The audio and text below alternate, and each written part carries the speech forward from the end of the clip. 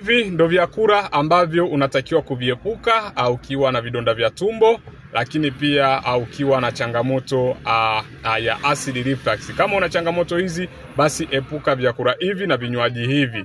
Vyakula namba moja ni vyakula vilivyokaangwa.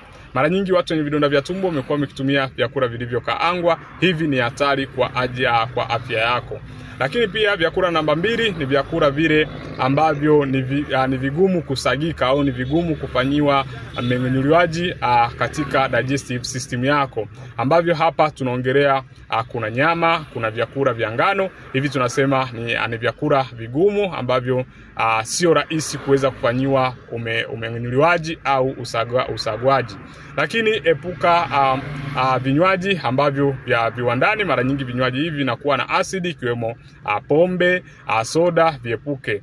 Lakini mwisho, epuka vyakula vyenye viungo vingi ambavyo vinakuta vina viungo vingi, kuna pilipili humo, kuna nini, yani kuna vyakula vyenye viungo vingi, basi viepuke hivyo vyakula. Na kama una vidonda vya tumbo, basi usahau kutu DM hapo, tukaonesha namna ya kuondokana na hiyo changamoto kiurahisi ukiwa hapo nyumbani.